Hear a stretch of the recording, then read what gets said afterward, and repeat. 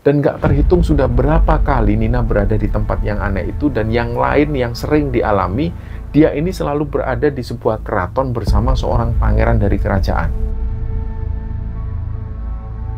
Ini terjadi berulang kali, dan setiap kali berada di keraton, Nina itu diminta untuk jadi istri dari pangeran di keraton itu. Tapi setiap kali hal itu terjadi, Nina ini selalu menolak. Dan selalu bersamaan dengan itu, Nina selalu mendengar ada suara laki-laki. Nina, pulang Nina, jangan mau Nina, pulang, jangan mau.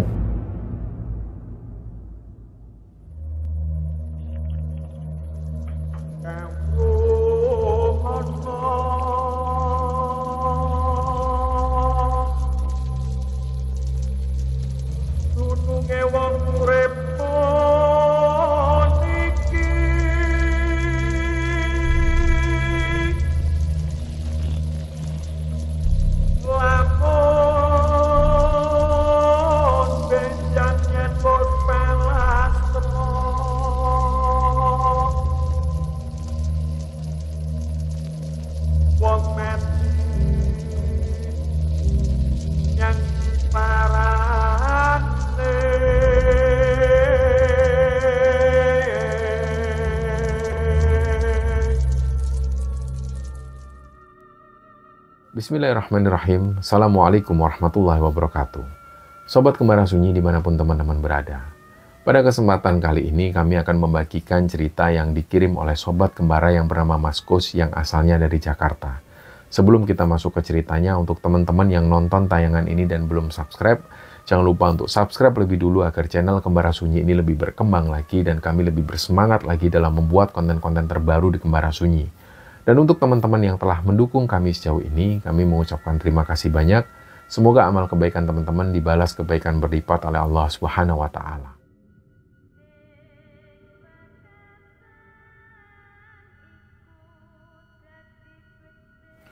Di episode kali ini teman-teman, kami akan membagikan cerita yang dikirim oleh Sobat Kembara yang bernama Kusnandar. Mas Kus saat ini tinggal di Jakarta, dan Mas Kus sudah menikah dan sekarang sudah mempunyai 2 orang anak.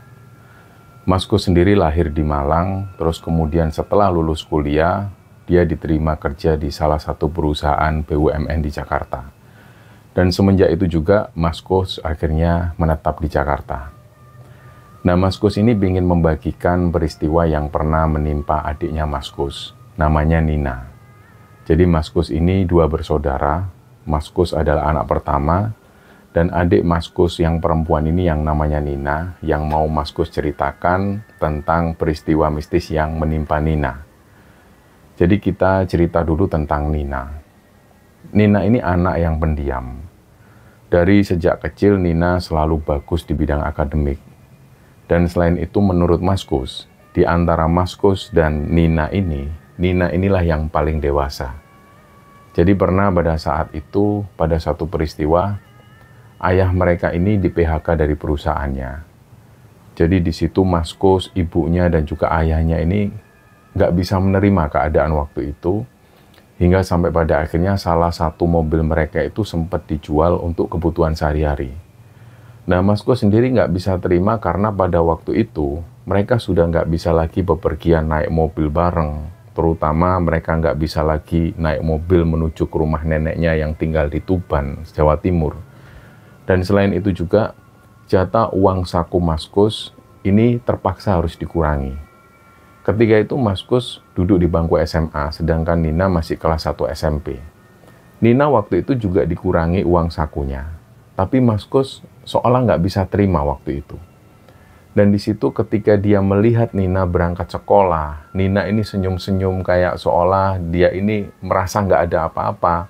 Di situ Mas Kus jadi malu. Dan berjalannya waktu, ibunya Nina ini bikin bihun. Bihun itu dibungkus dengan mika, terus kemudian diserahkan ke Nina untuk dijual di sekolah, untuk tambahan penghasilan. Jadi Nina ini yang pertama kali mengusulkan hal itu. Selanjutnya, Nina ini membawa bihun itu ke sekolah dan dijual ke teman-temannya. Jadi menurut Mas Kus, Nina ini nggak pernah punya rasa gengsi sama sekali. Sedangkan Mas Kus, dia waktu itu tetap nggak mau membawa bihun-bihun ini untuk dijual di sekolahnya. Nah, waktu itu jualan ibunya ini makin laris, sampai dititip-titipkan di kantin sekolah, dan hasilnya juga lumayan. Dan ketika Mas Kus ini duduk di kelas 3 SMA, banyak pengeluaran yang harus dia keluarkan untuk sekolah. Apalagi harus ada tabungan setiap bulan yang digunakan untuk acara perpisahan di Bali ketika dia mau lulus sekolah. Dan semenjak itulah Mas Kus ini mulai berpikir bahwa dia harus membantu orang tuanya. Dan apa yang sudah dilakukan Nina, ini berjualan bihun di sekolah, itu adalah contoh nyata Nina membantu orang tuanya tanpa gengsi dan tanpa malu. Jadi mulai saat itu Mas Kus mulai ikut jualan bihun di sekolah. Dan rasanya memang berat banget. Jadi di situ Mas Kus sendiri mengakui bahwa dia harus menahan malu. Dia harus tahan gojlokan dari teman-temannya. Berat sekali rasanya. Dan di situ Mas Kus jadi sadar betapa hebatnya Nina selama ini. Dia melakukannya dengan senang hati tanpa pernah mengeluh sedikit pun dengan kondisinya. Dan setelah lulus SMA, di waktu yang sama, Mas Kus ini dibiayai keluarga tantenya untuk melanjutkan kuliah.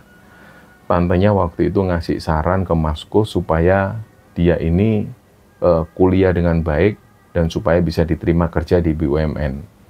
Dan sejak saat itu akhirnya Mas Kus ini jadi rajin belajar. Dia kejar cita-citanya untuk bisa bekerja di kantor BUMN. Dan pada saat yang sama, Nina masih menjalani masa-masa sekolah di Malang. Ketika Nina SMA, dia punya banyak teman, tapi ada beberapa sahabat dekat Nina. Salah satunya itu namanya Frida.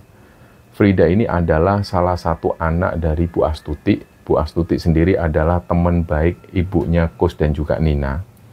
Dan sejak SMA, dari mulai kelas 1 sampai kelas 3, setiap berangkat sekolah, Nina ini selalu berangkat bareng dengan Frida naik motor.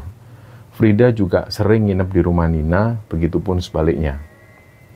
Nah, setahu Mas Kus, di masa SMA itu, Nina ini nggak pernah punya teman dekat laki-laki. Sedangkan Frida waktu itu sudah mulai dekat sama laki-laki, dan itu terjadi ketika mereka ada di kelas 2 SMA. Mas Kus sendiri nggak tahu kenapa waktu itu Nina belum pernah dekat sama laki-laki. Padahal kalau dilihat secara fisiknya, Nina itu kulitannya bersih, anaknya juga manis. Belakangan Mas Kus tahu ternyata ketika di SMA, Nina ini banyak yang suka. Ini informasi dari Frida, belakangan yang didapat oleh Mas Kus. Hanya saja memang Nina ini nggak pernah merespon para cowok yang suka sama dia. Jadi ya begitu itu kehidupan Nina, ya datar-datar saja dan nggak ada yang terlalu istimewa. Anaknya juga lurus-lurus saja menjalani hidup, nggak pernah neko-neko. Dan suatu ketika Nina lulus SMA, Frida melanjutkan kuliahnya di Surabaya. Jadi mereka sempat pisah. Sedangkan Nina ini dia pengennya kuliah di Malang, supaya tetap bisa pulang ke rumah dan supaya bisa tetap ketemu ayah dan ibunya setiap hari. Dan 1 tahun kemudian, Frida pindah kuliah di Malang. Frida waktu itu nggak kerasan tinggal di Surabaya. Dan ketika memutuskan pindah kuliah di Malang, Frida langsung kuliah di kampus yang sama dengan Nina. Dia juga ambil jurusan yang sama seperti Nina. Mereka masih terus gandeng. Nina juga masih terus nginep di rumah Frida. Bahkan ada hal-hal yang tidak diceritakan ke orang tua Nina, tapi diketahui oleh Frida. Karena Nina dan Frida ini memang dekat banget. Dan suatu ketika ada kegiatan KKN di kampus, Nina ini sengaja nggak ikut KKN di tahun itu karena dia pengen menjalani KKN bareng Frida di tahun berikutnya. Dan dengan berbagai permohonan ke pihak kampus, akhirnya Nina pun diizinkan untuk ikut KKN di tahun berikutnya. Dan singkatnya di tahun itu, Nina dan Frida akhirnya mengikuti kegiatan KKN bersama. Dan KKN itu diselenggarakan di sebuah desa di Kabupaten B, Jawa Timur. Desanya ini benar-benar berada di lereng Gunung Kawi. Dan cerita selanjutnya tentang KKN Frida dan juga Nina yang dijalani di desa itu adalah rangkuman cerita dari Frida, yang cerita ini diceritakan ke Mas Kus belakangan. Jadi ceritanya pagi itu, semua peserta KKN ini sudah mulai berkumpul di kampus. Frida dan Nina kebetulan satu kelompok. Dan memang ini sudah direncanakan sebelumnya. Ini juga atas permintaan Nina ke panitia, yang panitianya ini notabene adalah teman-teman seangkatan Nina. Jadi gampang sekali untuk request hal yang seperti itu. Peserta waktu itu yang ikut KKN ini sekitar 37 mahasiswa. Terdiri dari 21 mahasiswi dan 16 mahasiswa. Panitianya waktu itu berjumlah sekitar 20-24 orang.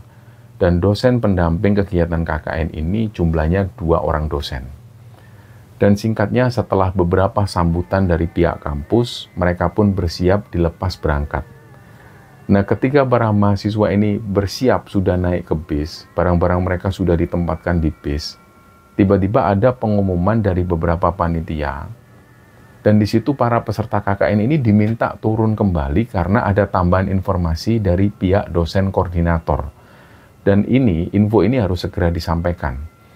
Waktu itu mereka sudah banyak yang mengeluh mahasiswa-mahasiswa ini karena mereka posisinya sudah berada di dalam bis dan sudah siap berangkat. Tapi karena dosen koordinator ini sudah menunggu di depan aula kampus dan beliau bersiap untuk ngasih informasi tambahan, akhirnya para mahasiswa ini pun terpaksa turun lagi dan mereka baris lagi.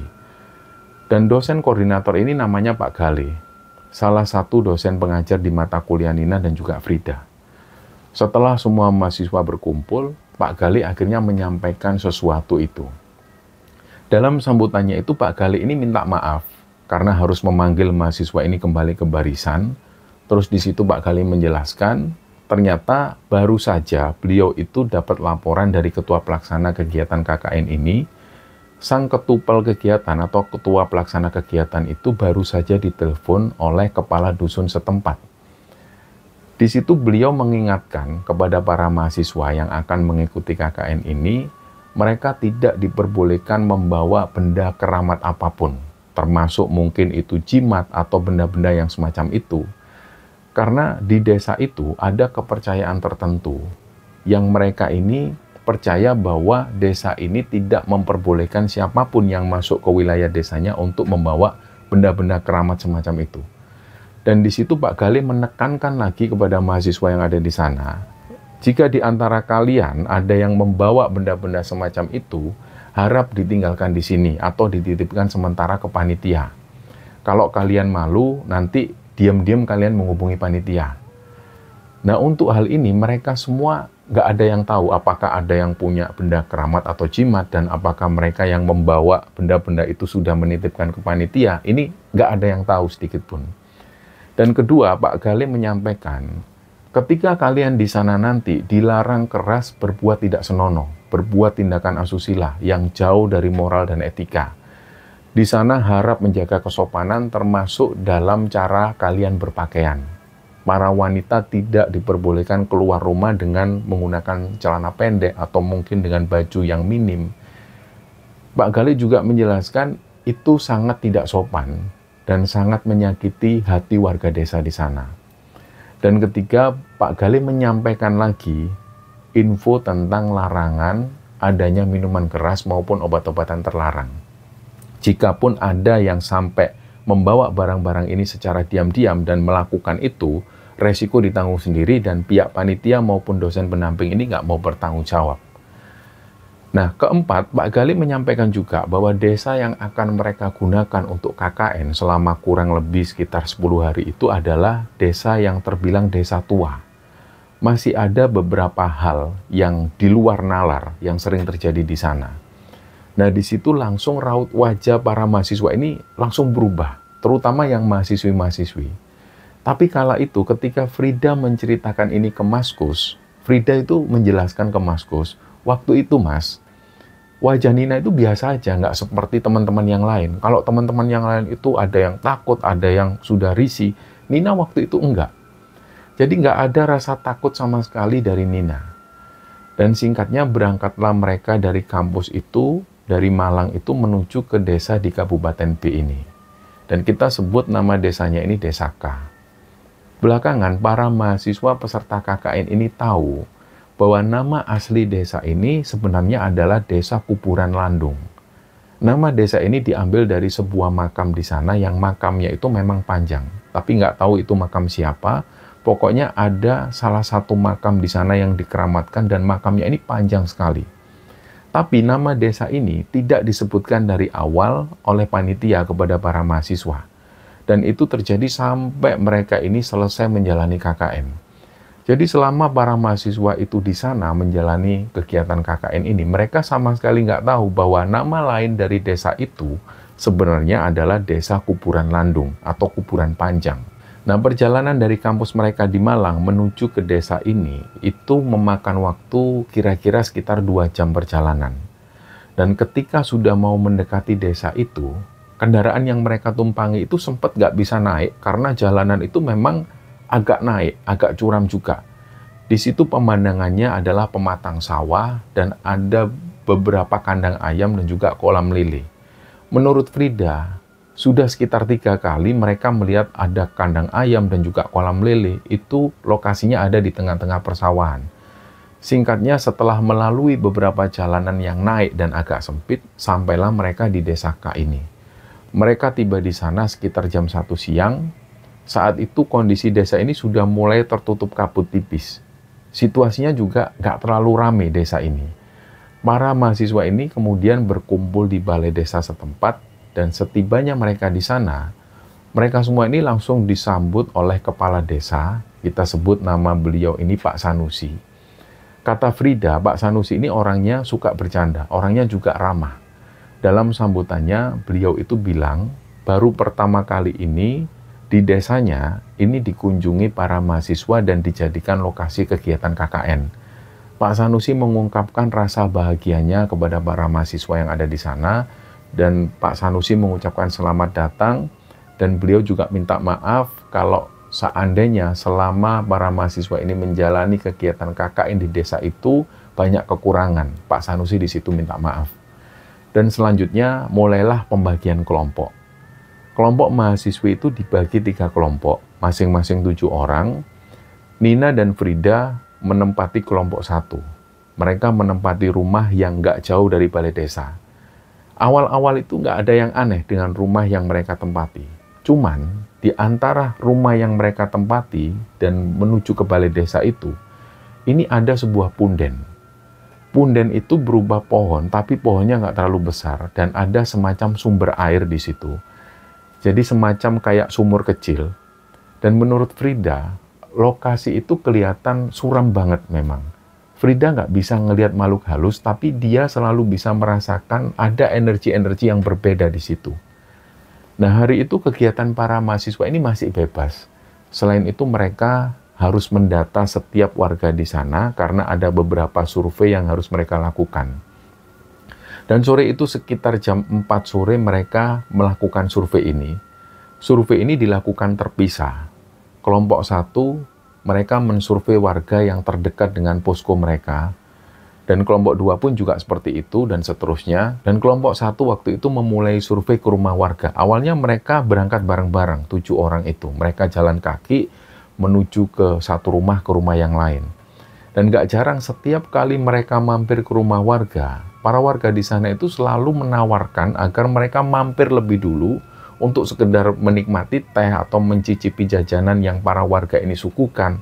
Memang seperti itulah kondisinya. Setiap warga selalu bersikap ramah ke para mahasiswa ini. Nah, inilah yang membuat kondisinya itu agak lama. Jadi setiap kali mereka datang ke satu rumah, mereka selalu disuguhi teh lebih dulu, diajak ngobrol. Akhirnya sampai sekitar jam 5 sore. Kelompok 1 ini masih hanya menyelesaikan 3 keluarga atau 3 rumah yang baru mereka survei. Selanjutnya, di rumah keluarga ketiga itu mereka pamit akhirnya untuk melanjutkan survei ke rumah warga yang lain. Nah, yang dituju oleh teman-teman kelompok 1 ini rumah yang agak naik ke atas sampai melewati balai desa. Dan di jalanan atas balai desa itu masih ada 3 rumah lagi yang berbatasan dengan hutan. Dari situ, karena situasinya ini sudah mulai makin gelap, karena waktu itu menjelang maghrib, mereka sepakat untuk membagi timnya. Tim 1 yang anggotanya 7 orang itu dibagi 3 lagi, supaya mereka cepat menyelesaikan tugasnya. Formasinya 2-3-2. Nah, Nina tentu bersama Frida. Akhirnya mereka pun lanjut menuju ke rumah-rumah warga. Nah, waktu itu Nina dan Frida ini kebagian tugas mensurvei rumah yang posisinya itu ada di atas balai desa yang berbatasan langsung dengan hutan. Nah, pas waktu Nina dan Frida ini jalan, tiba-tiba suasananya itu sepi banget. Yang tadinya masih rame, tadinya itu masih kedengaran suara teman-teman cewek yang ngobrol, yang bagi tugas dan lain sebagainya. Tiba-tiba pada momen itu, suasananya itu langsung sunyi. Yang kedengar ini cuma suara alunan orang ngaji dari masjid, tapi suaranya itu jauh banget. Yang terdengar jelas suara-suara serangga dan tengkoret. Kalau di Jawa ada yang menyebutnya suara garempung. Nah, jadi suara inilah yang Frida dan juga Nina dengar dengan jelas. Dan pas mendekati balai desa itu, Frida ini sempat ngelirik ke arah punden yang ada di sebelah kirinya. Punden itu kayak ketutup kabut yang tebal banget. Nina sama sekali nggak noleh ke arah punden itu. Tapi beberapa detik setelahnya, Nina ini noleh. Dan waktu Nina noleh, itu nolehnya agak aneh. Jadi, menurut Frida, Nina itu kayak ada yang manggil. Jadi pas Nina noleh, Nina bingung. Terus dia tanya ke Frida, yang manggil barusan siapa dah? Frida langsung merinding waktu itu, karena Frida sendiri nggak mendengar kalau ada yang manggil Nina. Ya di situ Frida bilang, nggak ada yang manggil kok. Nina akhirnya mempercepat langkah kakinya menuju ke atas. Dan pas sampai di depan balai desa, Nina bilang ke Frida, "Dah, tadi ada yang manggil namaku dah. Suaranya cowok." Terus kata Frida, itu paling kerjaan si Herman sama Tino. Udah yuk, jalan lagi ayo. Menurut Frida memang Herman sama Tino ini, itu memang mereka ini terkenal usil. Jadi Frida itu berkeyakinan yang manggil Nina ini adalah Herman atau mungkin Tino. Nah dari situ Frida ngajak jalan lagi. Udah yuk jalan lagi yuk. Udah mulai gelap ini. Terus mereka jalan lagi naik ke atas. Tapi pas jalan Frida itu memperhatikan Nina. Nina ini kayak masih kepikiran terus soal yang manggil dia tadi. Terus Frida bilang lagi ke Nina, udahlah Nin, gak usah kamu pikirin, itu loh kerjaan si Herman sama Tino. Mereka itu kan memang usil. Tapi meskipun sudah dijelaskan seperti ini oleh Frida, Nina tetap nggak bisa menyembunyikan ketakutannya. Dan singkatnya, sampailah mereka di salah satu rumah warga yang rumahnya ini dekat sekali dengan balai desa. Rumah ini kondisinya tertutup rapat. Pintu dan jendela juga ketutup. Jadi kayak nggak ada kehidupan di dalam. Terus Nina bilang, udah yuk lewatin aja dah, kita lanjut ke rumah atas, itu kayaknya rumah kosong deh. Itu tinggal 2 lagi. Akhirnya mereka lanjut jalan naik, dan pas lanjut jalan ini, adzan maghrib berkumandang. Kira-kira beberapa langkah setelah itu, mereka sampai di rumah yang paling atas, dan sudah berbatasan dengan hutan. Karena 2 rumah ini yang paling pojok sendiri, dan yang paling berbatasan dengan hutan. Nah, di antara rumah itu, ada satu rumah yang pintunya ini kebuka, sedangkan satu rumah yang lain ini pintunya ketutup dan lampunya mati semua. Nah, di rumah yang pintu kebuka itu ada seorang ibu-ibu di situ yang menyambut mereka. Si ibu ini langsung mempersilahkan Frida dan Nina masuk. Beliau bilang, "Masuk Mbak, monggo-monggo." Seperti yang sebelum-sebelumnya, orang-orangnya ramah dan langsung menyuguhi mereka itu teh dan juga cemilan-cemilan. Terus ibu ini bilang, "Ini sudah dibuatin teh. Sudah di sini aja dulu, lagian ini masih maghrib Mbak, nanti aja baliknya nunggu maghrib selesai." Ya mereka waktu itu, Nina dan Frida ini nggak bisa nolak. Akhirnya nggak lama setelah itu, si ibu ini pun menawarkan ke Frida dan Nina untuk makan. Tapi waktu itu Frida dan Nina ini dengan sangat memohon ke ibu-ibu ini menolak dengan halus, karena nantinya ada acara makan malam sendiri di rumah posko. Akhirnya di situ ibu-ibu ini pun nggak tersinggung, dan setelah melakukan survei itu, Frida dan Nina pun pamit. Jadi setelah urusan mereka beres, si ibu ini masih cerita-cerita terus. Si ibu ini bilang, "Tadi dari mana aja Mbak? Ini rumah saya, ini rumah yang paling jauh Mbak, sama rumah Pak Manto itu." Si ibu ini nunjuk rumah di depannya yang kondisinya itu ketutup dan nggak ada lampu.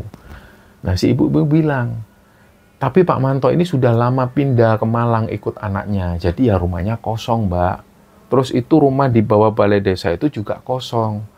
Di sini banyak rumah kosong Mbak, pada merantau semua ke kota nyari kerja." Nah Frida jawab sesingkatnya karena mereka jujur waktu itu mereka buru-buru karena harus balik ke rumah posko. Tapi si ibu ini memang doyan ngomong. Beliau ngomong terus si ibu ini bilang, "Mbak, nggak ada senter ya, bawa senter saya aja ya, besok-besok biar saya ambil ke sana." Nah Frida dan Nina bilang, "Nggak usah Bu, ini kami bisa pakai senter HP kok Bu." "Oh ya sudah kalau gitu, makasih ya sudah jauh-jauh ke sini."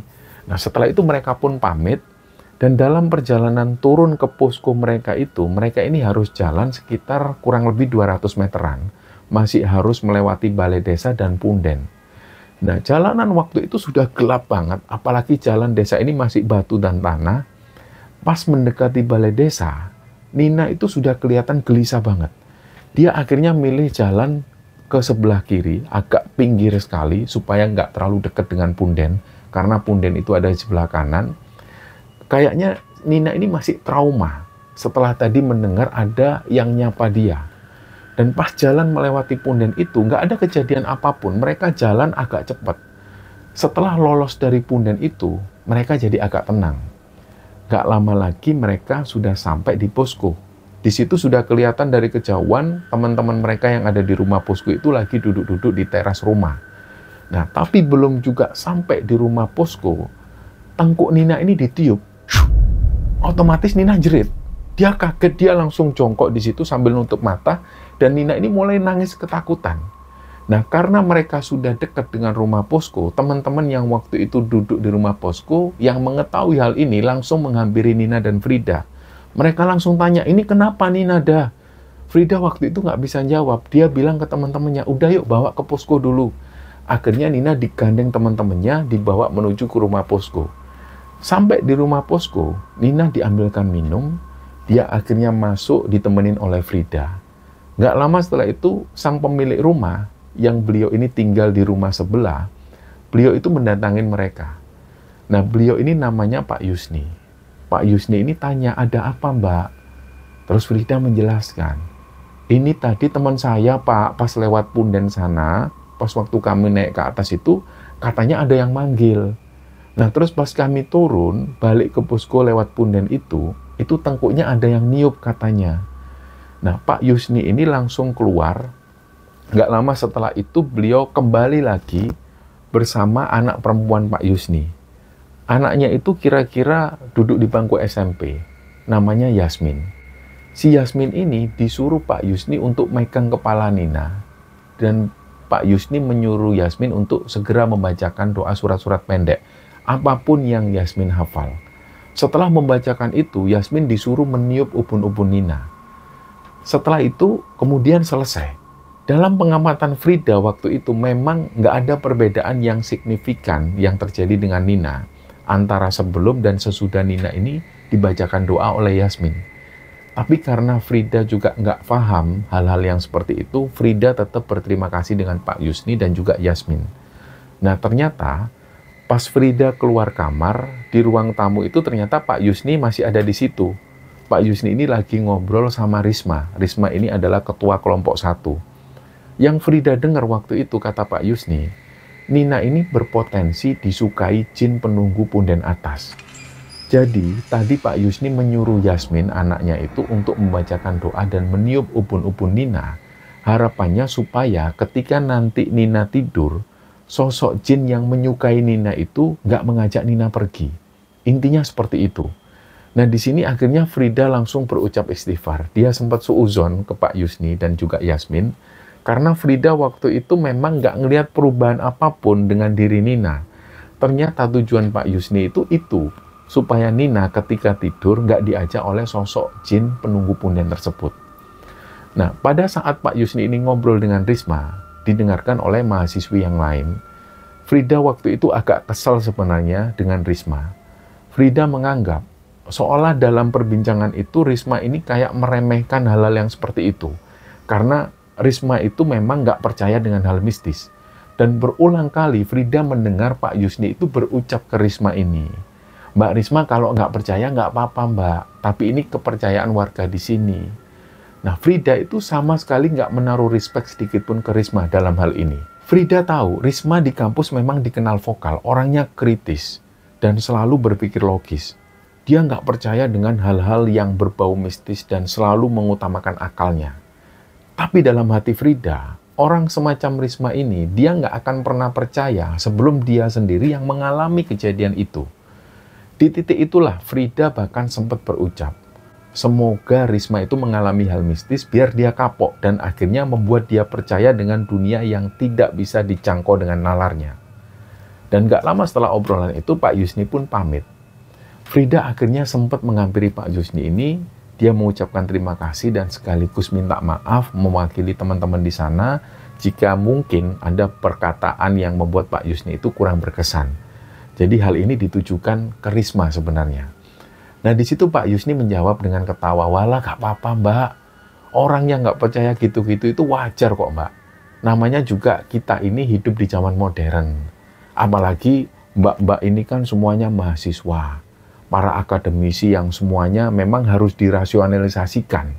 Lah kalau dunia yang kayak gini ini kan nggak bisa dijangkau akal toh mbak.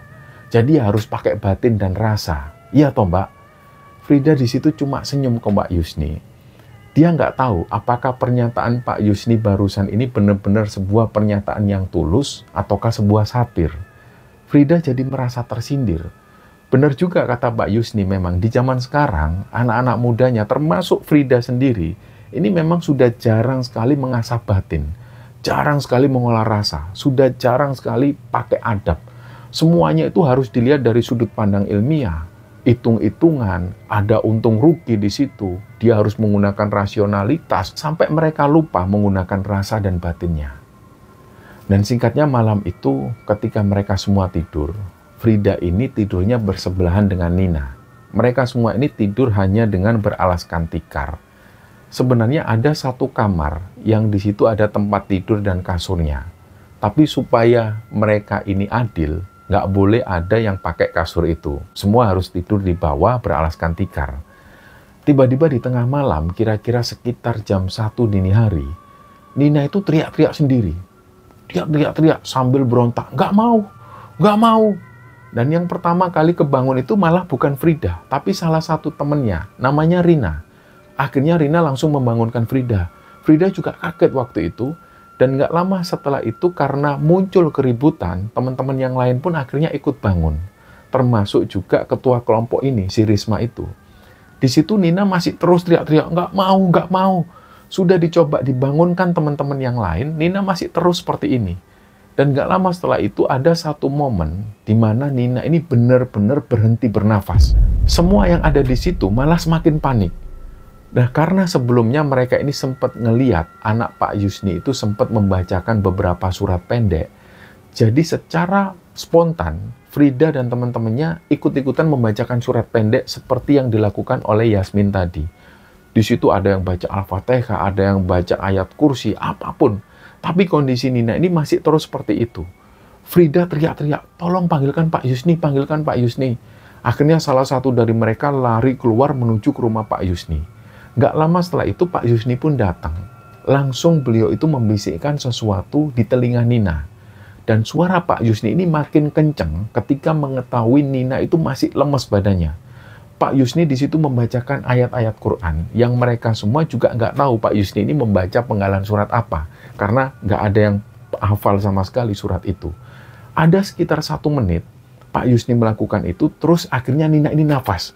Dia tuh tiba-tiba, dia langsung buka mata. Di situ sudah ada yang nangis, termasuk Frida ini juga nangis. Karena Frida ini sempat ngeliat wajah Nina itu sudah pucat kayak mayat. Bahkan yang ada di pikiran Frida waktu itu, Nina ini sudah nggak bernyawa. Karena nafas Nina waktu itu sempat berhenti untuk beberapa saat. Dan setelah Nina ini akhirnya buka mata, Pak Yusni pun meminta Nina untuk duduk. Nina waktu itu kayak orang bingung. Terus Frida mencoba menenangkan Nina. Pak Yusni meminta para mahasiswa yang lain ini untuk keluar sebagian. Jangan semuanya ada di kamar. Pak Yusni bilang nanti malah bingung dan pengap. Ayo keluar. Sementara 1 atau 2 orang aja yang di dalam. Akhirnya satu persatu mahasiswa itu keluar. Setelah itu Nina mulai agak tenang. Dan setelah kejadian ini, mereka nggak bisa tidur lagi. Di situ ada yang takut. Ada yang sudah nggak ngantuk lagi karena kejadian yang dialami Nina itu. Dan sekitar 1 jam setelah itu, istri Pak Yusni ini datang ke situ. Istri Pak Yusni bilang ke Nina, Mbak Nina banyak-banyakin zikir ya Mbak. Di situ Nina cuma ngangguk. Dan gak lama setelah itu Pak Yusni kembali lagi ke rumahnya. Beliau pulang lagi ke rumahnya. Sekitar hampir jam 3 dini hari, teman-teman Frida ini lagi ngumpul di depan. Ada sebagian yang juga lagi bikin mie instan di dapur. Frida sendiri waktu itu masih menemani Nina di kamar. Nggak lama setelah itu Frida keluar kamar, dia mau ambil HP-nya yang lagi dicas di ruang tamu. Pas Frida ke ruang tamu inilah Frida ngeliat teman-temannya lagi kumpul di sana semua. Dan ada beberapa pembicaraan yang membuat Frida itu agak jengkel waktu itu. Karena di situ lagi-lagi Risma ini bilang kalau sebenarnya yang dialami Nina itu kalau dalam bahasa medisnya ini namanya sleep paralysis. Kata Risma ada kondisi di mana otak dan tubuh Nina itu mengalami ketidakseimbangan atau semacam bertubrukan karena tubuh dan pikirannya itu nggak selaras. Ya intinya di situ kata Risma, Nina itu mengalami gangguan kecemasan saat sebelum dia tidur. Banyak pikiran. Nah di sini Frida sudah nggak bisa diem lagi. Dia akhirnya ngomong ke Risma, Risma, kamu boleh nggak percaya mistis. Tapi asal kamu tahu ya, aku berteman sama Nina itu sudah lama, dari zaman SMA. Dan kami juga sering tidur bareng. Selama itu Nina nggak pernah ngalamin yang kayak barusan. Kalau kamu punya pikiran Nina mengalami yang kamu omongin tadi, solusinya gimana? Kamu punya solusi nggak? Kalau memang Nina seperti yang kamu katakan dia mengalami sleep paralysis atau apapun itu, solusinya seperti apa? Apa tadi kamu punya solusi buat Nina? Wong tadi tak lihat kamu itu cuma diem nggak ngapa-ngapain. Jadi kalau kamu punya pendapat sendiri soal ini, kamu simpen sendiri, nggak usah kamu menyebarkan ini itu ke yang lain, yang akhirnya membuat suasananya itu malah jadi ricuh. Dan pas Frida marah ini, untung teman-teman yang lain itu mencoba menenangkan Frida. Nggak lama setelah itu Risma kemudian menghampiri Frida dan Risma ini minta maaf ke Frida. Nah Frida ini termasuk orang yang nggak terlalu percaya dengan hal mistis, sebenarnya seperti itu. Tapi Frida sendiri itu masih terbuka dalam soal pemikiran. Siapa tahu pendapat yang diyakini Frida selama ini itu juga salah. Apalagi dengan kejadian yang menimpa Nina pada saat itu, tebakan Frida selama ini jadi semakin mengarah kepada hal-hal mistis. Jadi di situ membuat Frida ini semakin tersadar. Bisa jadi apa yang dia yakini selama ini itu salah. Dan singkatnya, keesokan harinya, Nina kondisinya masih lemes. Dia hari itu nggak bisa mengikuti kegiatan KKN. Jadi seharian, Nina itu dirawat teman-teman dari tim kesehatan di rumah posko itu. Sore harinya, kondisi Nina ini makin drop. Dan berdasarkan musyawarah dari dosen dan juga ketua pelaksana dan ketua kelompok 1, Nina akhirnya terpaksa harus segera dilarikan di rumah sakit terdekat. Singkatnya, kemudian Nina dilarikan ke rumah sakit dan Nina harus opname di rumah sakit itu sekitar 10 hari. Dan selama 5 hari pertama, Nina ini sempat nggak sadarkan diri. Dan pihak keluarga Nina itu juga sudah berada di rumah sakit sejak di hari pertama Nina opname. Mas Kus waktu itu sempat berkunjung ke rumah sakit, itu cuma beberapa jam. Setelah itu beliau harus balik lagi ke Jakarta. Mas Kus waktu itu sempat menyarankan ke ayah dan ibunya, jadi kalau sampai Nina ini perlu perawatan yang secara intensif, Mas Kus menyarankan supaya Nina dirawat di Malang, supaya keluarga itu bisa dekat dengan rumah. Nah, tapi pada akhirnya di hari kelima, Nina mulai sadar. Wajah Nina waktu itu sudah mulai cerah. Nina kemudian sempat menyebut nama Frida.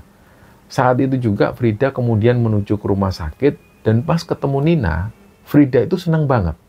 Raut wajah Nina juga sudah lebih fresh dibanding waktu itu ketika Nina masih berada di lokasi desa KKN. Nina waktu itu nggak cerita apa-apa, katanya dia seneng banget bisa sadar lagi. Dan singkatnya setelah Nina ini sadar, 5 hari kemudian Nina diperbolehkan pulang. Dan singkatnya pulanglah Nina ini ke Malang. Ketika berada di Malang, dia masih terus istirahat. Setiap hari Frida itu berkunjung ke rumah Nina. Ya di situ setiap hari mereka habiskan waktu nonton drakor sambil cerita-cerita. Dan di hari kedua ketika Frida ke rumah Nina, siang itu rumah Nina ini sepi. Orang tua Nina waktu itu ada keperluan di suatu tempat. Disinilah Nina itu mulai bersikap aneh. Siang itu pas Frida ini datang, sikap Nina itu masih biasa saja. Frida masih sempat ke dapur, dia bikin mie instan. Karena Frida sudah menganggap rumah Nina itu ya kayak rumahnya sendiri. Begitupun ketika Nina berada di rumah Frida. Dan pas Frida ini lagi masak mie di dapur, tiba-tiba Nina itu manggil Frida dari kamarnya. Setelah mie instan ini matang, Frida belum sempat makan mie instan itu, dia langsung menuju ke kamarnya Nina. Di situ Frida ngelihat Nina ini sudah duduk di tempat tidur dan duduknya itu aneh. Duduknya itu tegak. Punggungnya pun juga tegak. pandangan mata Nina itu lurus ke depan. Terus tiba-tiba Nina ini ketawa ngakak. Pokoknya ketawanya itu aneh banget. Ketawa Nina inilah yang membuat Frida itu benar-benar takut, dia merinding. Sekilas waktu itu Frida sempat ngelihat ke arah mata Nina. Pandangan mata Nina itu aneh banget. Inilah yang membuat Frida akhirnya nggak mau deket-deket Nina. Frida sempat berulang kali manggil nama Nina, Nin, tapi Nina tetap terus seperti itu. Dia terus ketawa-ketawa ngakak dan nggak berhenti-berhenti. Disinilah akhirnya Frida menelpon ibunya Nina.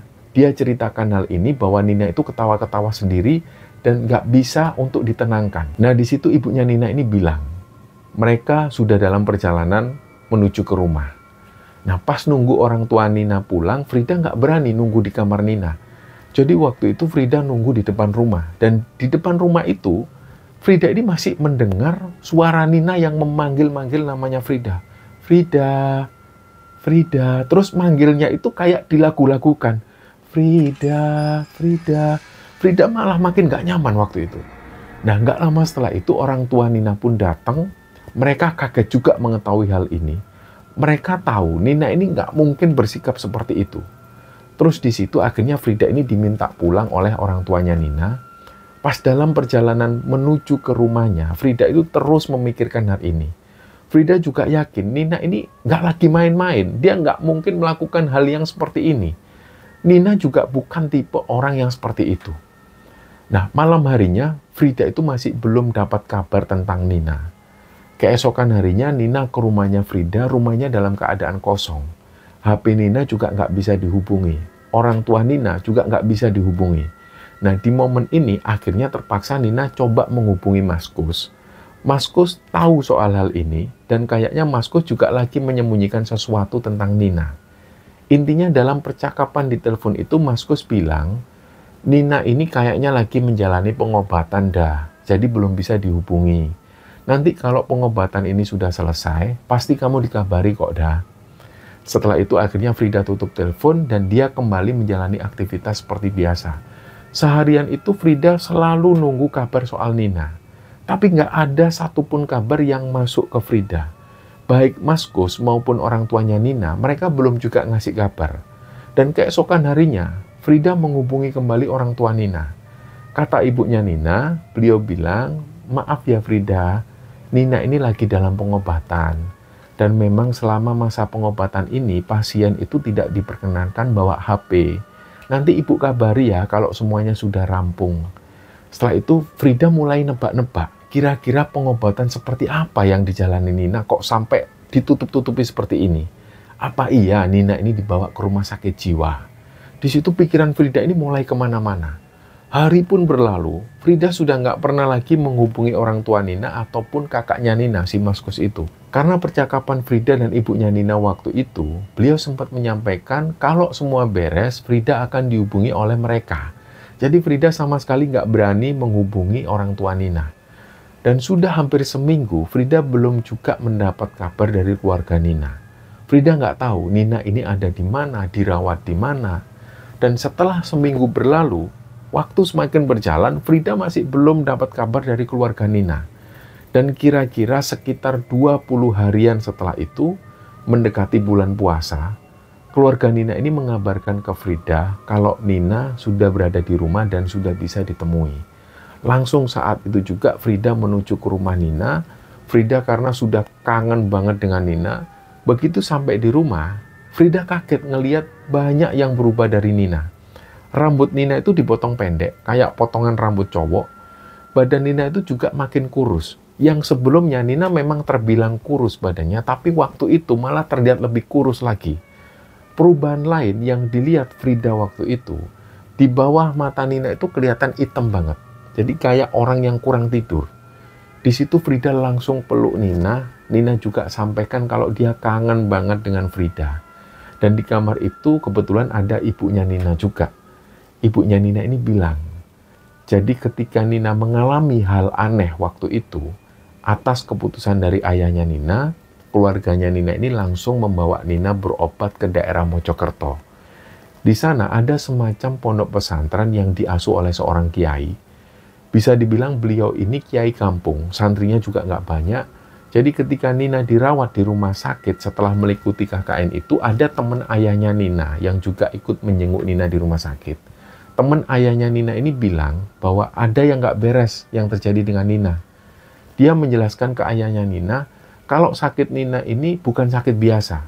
Penyakitnya ini adalah penyakit non-medis. Beliau sampaikan ke ayahnya Nina, kalau setelahnya anakmu ini boleh pulang dari rumah sakit dan masih terus mengalami hal ganjil, langsung bawa aja ke tempatku. Di tempatku ada kiai yang bisa mengatasi hal semacam ini. Nah, rumah teman ayahnya Nina ini di daerah Mojokerto sana. Jadi berawal dari inilah akhirnya ayahnya Nina membawa Nina menuju ke Mojokerto. Di situ ibunya cerita ke Frida.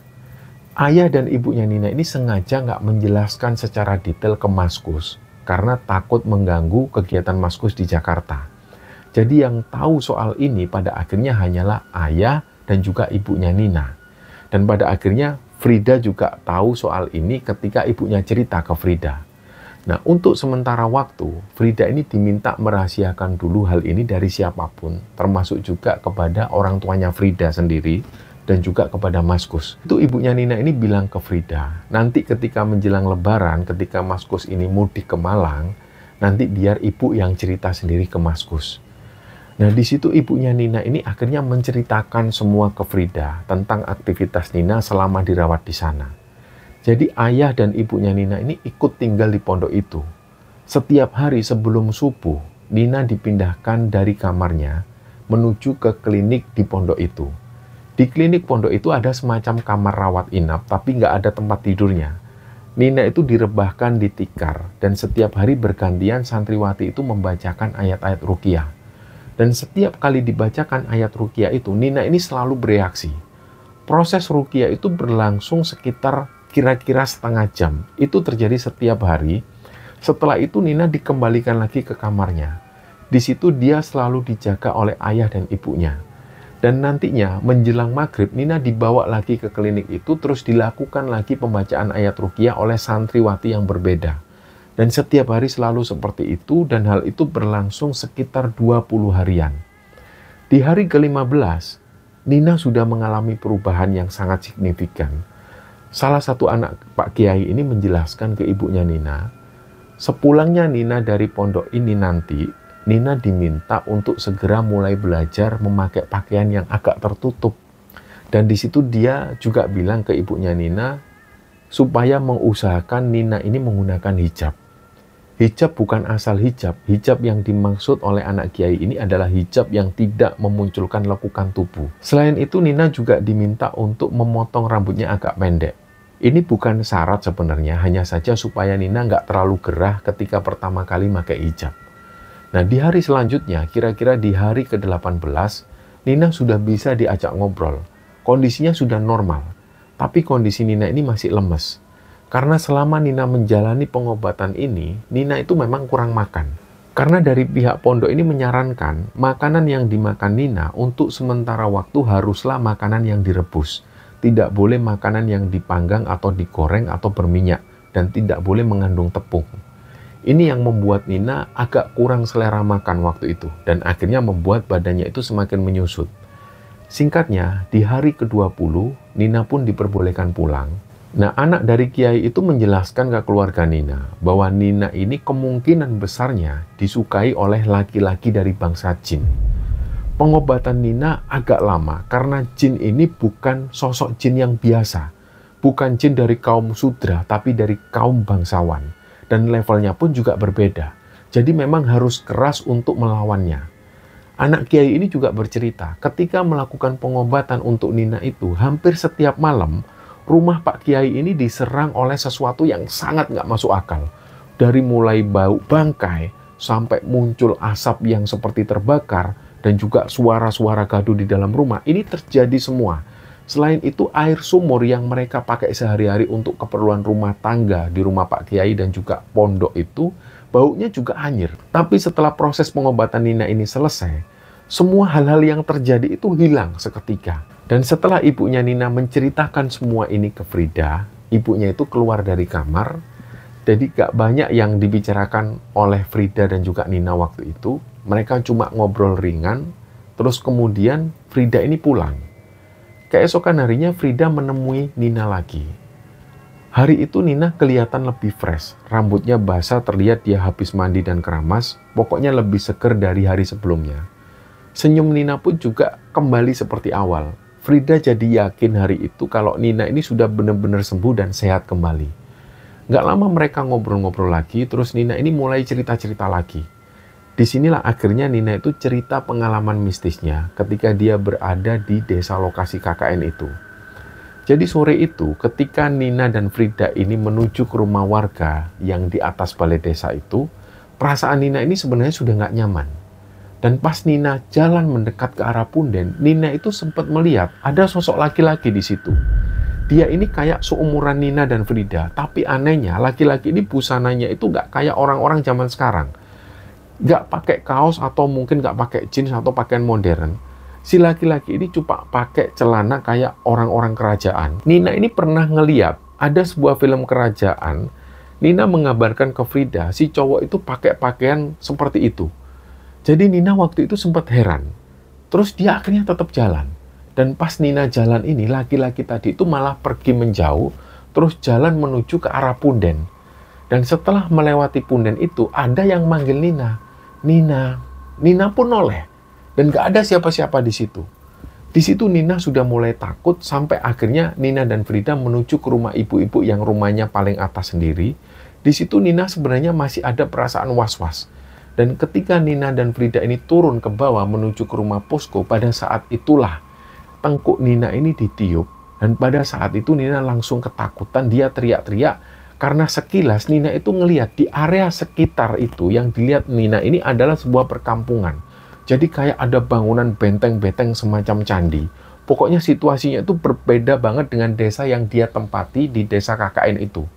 Dia ini merasa kayak berada di tempat lain. Dan pada akhirnya Nina ini diangkat di rumah posko. Ketika berada di kamar, di antara teman-teman yang berjubel itu, Nina melihat ada laki-laki yang dia lihat tadi itu berdiri di situ. Dia ini senyum ke Nina. Inilah yang membuat Nina ini nggak berani ngelihat ke arah teman-temannya. Dan setelah dibaca-bacakan surat pendek oleh anak Pak Yusni, Nina mulai agak tenang. Seketika itu juga laki-laki yang dilihat Nina dari tadi berdiri di situ, ini sudah nggak ada lagi. Dan ketika itulah Nina ngerasa capek banget dan dia merasa ngantuk luar biasa. Akhirnya Nina pun tertidur. Dalam tidurnya, Nina ini merasa kayak bukan mimpi. Jadi Nina ini bangun, dia benar-benar bangun, terus dia heran. Kok kayak ada yang aneh? Keanehan pertama yang dirasakan Nina, teman-temannya ini tidur di bawah semua. Tapi pas Nina jalan, dia sama sekali nggak nyenggol teman-temannya. Padahal mereka itu, teman-temannya ini tidur itu nggak beraturan dan menghalangi jalan menuju ke pintu. Terus pas Nina ngeliat ke bawah, kakinya itu kayak melayang. Dan yang membuat Nina ini makin kaget adalah ketika Nina bisa ngeliat dirinya sendiri yang masih tidur di situ. Ini yang membuat Nina itu benar-benar kaget. Dia akhirnya mendekat ke tubuhnya sendiri, dia bangunkan dirinya sendiri yang lagi tidur itu, tapi dia nggak bisa. Terus dia coba bangunkan Frida. Frida juga nggak mendengar. Nah, disinilah kemudian sosok laki-laki yang dilihat Nina ini datang. Kata Nina, cowok ini kelihatan jauh lebih ganteng dari yang pertama kali dilihat oleh Nina. Rambutnya itu panjang sebahu, dan rambut laki-laki ini basah, terus badannya itu juga proporsional, baunya juga wangi banget. Nah, terus dia ini ngajak Nina keluar rumah. Di situ Nina merasa kayak nggak jalan, rasanya itu kayak melayang. Tiba-tiba dia ini sudah berada di sebuah sungai. Di antara aliran sungai itu ada semacam arus yang kuat sekali, dan arus ini muter-muter. Dan setiap apapun yang melintasi arus itu pasti hanyut ke dalam. Nah, Nina ini diajak masuk ke sana oleh laki-laki ini. Tentu Nina nggak mau diajak masuk. Tiba-tiba ada yang datang dan bicara ke Nina. Jangan mau Nina, jangan mau Nina. Jangan mau diajak ke situ, kamu nanti nggak bisa ketemu orang tuamu lagi. Terus Nina noleh ke arah suara itu. Ternyata ada sosok laki-laki di situ. Beliau ini tubuhnya jangkung, tinggi banget dan agak bungkuk. Nggak tahu siapa sosok ini, tapi Nina lebih percaya pada sosok jangkung ini. Akhirnya Nina teriak, aku nggak mau, aku nggak mau, aku nggak mau, aku mau pulang. Nah, cowok yang tadi ini ngajak Nina itu berusaha narik Nina, tapi Nina terus melawan. Terus Nina ngelihat ada semacam cahaya hijau, bentuknya itu kayak lingkaran. Cahaya itu muter-muter, cahayanya ini terang banget. Nina disuruh lompat ke situ oleh sosok jangkung ini. Nina akhirnya langsung berusaha menarik tangannya dari genggaman cowok itu, terus Nina langsung masuk ke lingkaran cahaya hijau ini. Tiba-tiba, Nina sudah berada di kamarnya sendiri di rumah posko itu lagi. Tapi situasi semua teman-temannya ini lagi mengerumuni Nina. Dan di situ Nina juga ngelihat ada sosok Pak Yusni. Anehnya, Nina ngelihat semua teman-temannya itu panik. Pak Yusni juga dilihat Nina lagi berbisik-bisik sesuatu ke Nina. Tapi anehnya, Nina ini nggak mendengar apapun yang dibisikkan oleh Pak Yusni. Terus Nina mendekat ke tubuhnya sendiri. Lama-lama dia mulai mendengar samar-samar suara Pak Yusni yang lagi membacakan ayat-ayat suci Al-Quran. Makin lama, Nina mendekat ke tubuhnya, suara itu makin kedengaran jelas. Terus Nina merasa kayak tubuhnya itu meleleh. Dan langsung dia kembali lagi ke tubuhnya sendiri. Ketika Nina sudah balik ke tubuhnya sendiri, dia jadi makin heran. Dia malah berpikir, dia barusan ngalamin apa? Kok situasinya aneh banget? Dia bingung. Tapi dari situ Nina sudah mulai kehilangan kekuatan. Badannya itu lemes banget, kayak serasa dia nggak punya tulang. Dan setelahnya, Nina selalu merasa dia itu berada kayak di sebuah keraton kerajaan. Ketika berada di keraton kerajaan ini, Nina nggak merasakan apa-apa. Terus tiba-tiba sesaat kemudian dia kembali lagi ke dunia nyata. Nggak lama setelah itu dia kembali lagi berada di keraton itu. Dan ini terjadi berulang kali. Dan setiap kali berada di keraton, Nina itu diminta untuk jadi istri dari pangeran di keraton itu. Tapi setiap kali hal itu terjadi, Nina ini selalu menolak. Dan selalu bersamaan dengan itu, Nina selalu mendengar ada suara laki-laki. Nina pulang Nina, jangan mau Nina, pulang jangan mau. Dan ketika dalam kondisi seperti itu, Nina menguatkan hati, dia pengen pulang. Dan sekedipan mata, Nina akhirnya kembali ke dunia nyata, dia bisa kembali melihat kamarnya. Tapi badannya itu rasanya benar-benar kayak nggak berdaya, rasanya ini lemes terus. Hal ini terjadi terus-menerus seperti itu. Dan nggak terhitung sudah berapa kali Nina berada di tempat yang aneh itu, dan yang lain yang sering dialami, dia ini selalu berada di sebuah keraton bersama seorang pangeran dari kerajaan. Sampai pada akhirnya terbesit dalam hati Nina. Dia capek mengalami ini terus. Dia pengen kembali normal kayak dulu. Di situ dia selalu menguatkan hatinya. Jadi ketika Nina mengalami situasi ketika dia berada di tempat aneh, Nina selalu menguatkan hati bahwa dia kepingin kembali ke dunia nyata. Dia fokuskan benar-benar pikirannya, dia mantapkan hatinya. Yang terjadi, sekedipan mata, dia bisa kembali lagi ke dunia nyata. Dan ini akhirnya diasah terus oleh Nina. Dan kekuatan terbesar Nina adalah ketika Nina menjalani pengobatan di pondok itu. Setiap kali Nina tersadar, dia selalu mendengar ada suara orang yang lagi ngaji. Yang belakangan Nina tahu bahwa itu sebenarnya adalah suara para santriwati yang sedang membacakan doa ruqyah untuk Nina. Tapi itu cuma terjadi sesaat. Setelahnya Nina nggak mendengar lagi suara orang ngaji. Tiba-tiba dia sudah berada lagi di keraton itu. Selama bersama sang pangeran kerajaan ini, nggak tahu berapa kali Nina mengalami hal itu. Dan pada akhirnya sang pangeran ini merelakan Nina untuk pergi. Waktu itu dia nggak ngomong apapun. Dia cuma menunjuk ke sebuah pintu. Di situ Nina ngelihat ada pintu besar sekali. Pintu ini penuh ukiran dan pintu ini berlapiskan emas. Nina langsung berjalan menuju ke pintu itu, dan setelah melewati pintu itu, Nina kemudian bisa ngelihat bapak dan ibunya. Tapi pada saat itu Nina begitu yakin bahwa dia nggak akan kembali lagi ke keraton itu karena ada yang berbeda yang dirasakan oleh Nina. Kalau sebelum-sebelumnya, ketika Nina ini bolak-balik mengalami kejadian yang seperti itu, Nina itu selalu merasakan hawa yang dingin sekali. Badannya itu pun juga selalu dingin. Tapi pada saat itu ketika dia buka mata, Nina mulai merasa hawanya ini panas. Dia mulai berkeringat. Dan berjalannya waktu kemudian Nina mengalami kesembuhan yang benar-benar sembuh. Dan sampai hari ini Nina nggak tahu kenapa dia bisa mengalami hal itu. Kalau dipikir-pikir lagi, dia ini nggak pernah merasa punya salah ketika menjalani KKN di desa itu. Ketika berada di desa lokasi KKN itu, Nina juga nggak pernah bersikap di luar kewajaran. Nah, cerita ini semua adalah cerita dari Frida yang kemudian dirangkum oleh Mas Kus, kakaknya Nina. Ada alasan sendiri kenapa Nina nggak pernah menceritakan hal ini ke Mas Kus secara detail. Itu bisa jadi karena ada beberapa hal yang membuat Nina malu menceritakan ke Mas Kus, dan mungkin lebih nyaman bercerita ke Frida sebagai sahabat perempuannya. Dan ketika cerita ini dibagikan oleh Mas Kus di Kembara Sunyi, Nina sekarang ini sudah berkeluarga. Dia tinggal di Brebes bersama suaminya. Dan cerita ini sudah melalui persetujuan Nina dan Frida, juga kemudian orang tua Nina dan juga Mas Kus sendiri. Dari cerita ini bisa kita simpulkan teman-teman bahwa bangsa jin merasuk ke dalam tubuh manusia itu terkadang karena syahwat, hawa nafsu, ataupun perasaan jatuh cinta. Sebagaimana yang terjadi antara manusia dengan sesama manusia. Ini berdasarkan dari keterangan di kitab-kitab para ulama-ulama klasik. Memang dalam kasus ini ada sebagian orang yang ketika dicintai jin, mereka itu malah merasa bangga. Bahkan mereka menganggap ini adalah sebagian dari sebuah kelebihan.